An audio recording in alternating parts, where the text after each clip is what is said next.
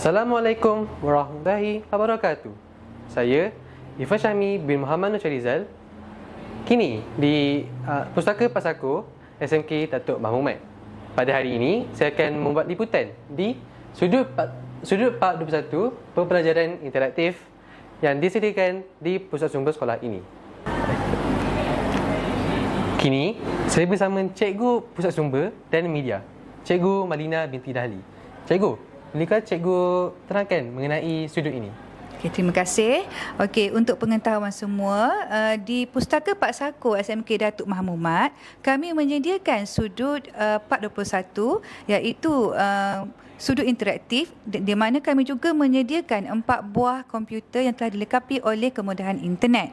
Okey, murid-murid di sekolah ini dan juga guru boleh menggunakan kemudahan yang disediakan sama ada ketika waktu rehat ataupun ketika waktu PDBC. Okey, itu sahaja. Satu lagi soalan cikgu. Apakah impak penggunaan sudut ini? Oh ya, okey. Dari segi impak, jika dilihat daripada wujudnya sudut ini bermula pada tahun 2023, kami mendapati bahawa lebih ramai murid suka datang ke pusat sumber kerana mereka dapat membuat carian dengan segera. Okey, dan yang terkini iaitu bermula pada tahun lepas, murid-murid juga menggunakan kemudahan internet dan juga komputer yang disediakan untuk melengkapi AINS Nilam.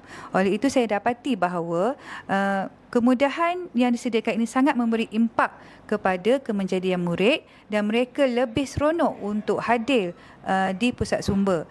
Jika kita melihat kepada pusat sumber yang biasanya kurang memberi pendedahan kepada murid menggunakan teknologi, kami lebih gemar atau kami lebih memberi peluang kepada murid untuk menggunakan teknologi yang ada supaya mereka dapat belajar lebih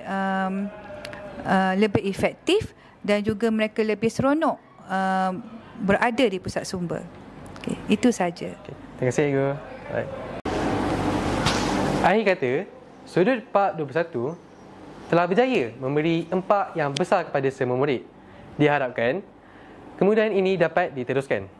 Sekian daripada saya, Irfan Syahmi bin Muhammad Nur Charizal, melaporkan untuk TV PSS Pustaka Pasako.